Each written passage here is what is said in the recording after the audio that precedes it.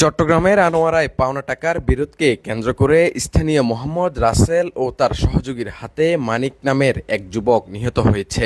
সোমবার রাত 9:30টার দিকে ছুরিকাঘাতে গুরুতর জখমপ্রাপ্ত হয়ে চট্টগ্রাম মেডিকেল কলেজ হাসপাতালে চিকিৎসাধীন অবস্থায় রাত 2টার দিকে মৃত্যুবরণ করে।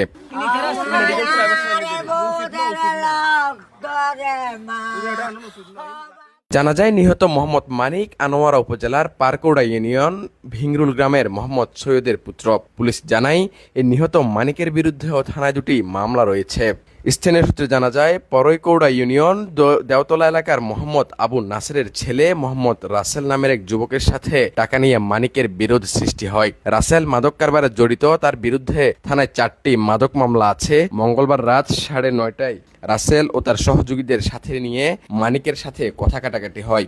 এক পর্যায়ে রাসেল ও তার সহযোগীরা মানিককে ছুরিকাঘাত করে পালিয়ে যায়। পরে স্বজনরা মানিককে উদ্ধার করে চট্টগ্রাম মেডিকেল কলেজ হাসপাতালে নিয়ে যায়। সেখানে চিকিৎসাধীন অবস্থায় মানিক রাত 2টার দিকে মৃত্যুবরণ করে। আমার বাইকনাকে কল করে ডেকে নিয়ে গেছে।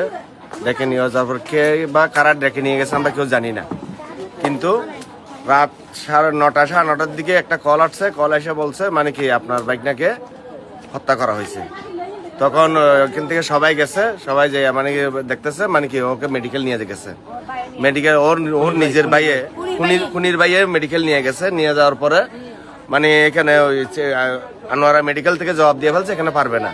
তখন চিটাং মেডিকেল নিয়ে গেছে, পারবিতে নিয়ে গেছে। পারবিতে নেওয়ার পরে এখান থেকে আবার চিটাং মেডিকেলে ট্রান্সফার করছে। ট্রান্সফার করার পরে তখন ওর এখানে মৃত্যু হয়েছে। মৃত্যু হওয়ার পরে আমরা রাত 2টার দিকে মৃত্যু হয়েছে। মৃত্যু হওয়ার পরে ওর ভাই পালাই চলে গেছে। ইফতারের সময় ঘরে ছিল। ইফতারের পরে কল দিছে, কে কল দিছে জানি না, মোবাইল কানে নিয়ে ঘর থেকে বেরিয়ে গাড়ি নিয়ে চলে গেছে। চলে যাওয়ার পর আমরা খুঁজতেছি। কল দিচ্ছে একবার ওনার ওয়াইফে। কল দেওয়ার পরে বলছে হয়তো আমি এখন আসবো না, পরে আসবো বলছে। ওনার মা আবার বলছে আবার কল দিয়ে দেখো ওনার ওয়াইফকে। ওয়াইফে বলতেছে দে আবার যদি কল দিয়ে দিই আমাকে গালি দিবি, এরকম বলছে। এরকম বলার পরে আমরা সবাই এখানে বসে আছি। আজান দিচ্ছে। আজান দেওয়ার পরে আমরা তারাবি নামাজ, এশার নামাজ পড়ছি। নামাজ পড়ে উঠে এইখান থেকে আমি ঘর থেকে বাইরে এসেছি। বাইরে মানে বলতেছি দি মানে ওনারা কোথায় গেছে কল দিয়ে দেখো, এরকম বলছি। বলার পরে আমি ওখানে বসে বসে কথা বলতেছি। এই সময় ওনার বড় ভাইকে কল দিছি দে আমার ছেলে গাড়ি ভাড়া মারতে গেছে। আমার ছেলেকে কল দিছে ওনার ভাইয়ে, খুনির ভাইয়ে কল দিছে। কল দেওয়ার পরে আমার ছেলে কল দিছে দে আপনার বড় ভাইকে। বড় ভাই ঘরে ছিল। বড় ভাইকে কল দেওয়ার পরে বলছে দে তোমরা টাকা নিয়ে হানিককে মারুফকে সবাই নিয়ে আসো, ওনাকে ছুরি মারছে। আসলে মেডিকেল আনছি, মেডিকেল থেকে অ্যাম্বুলেন্স করে আমরা চিটাং মেডিকেল নিয়ে যাচ্ছি, এরকম বলছে। এরকম বলার সাথে সাথে আমরা সবাই ঘর থেকে টাকা পয়সা নিয়ে মেডিকেলে গেছি। যে এরকম করে আমাদের ছেলেকে মারছে, এরকম আমরা ওনার শাস্তি চাই।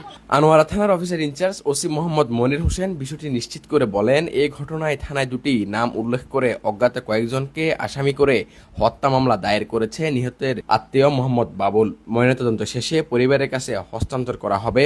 অপরাধীদের ধরতে পুলিশি অভিযান চলছে। আনোয়ারা থেকে মহিউদ্দিন মঞ্জুর পাঠানো তথ্যচিত্রে ডেস্ক রিপোর্ট, বাংলাধারা, চট্টগ্রাম।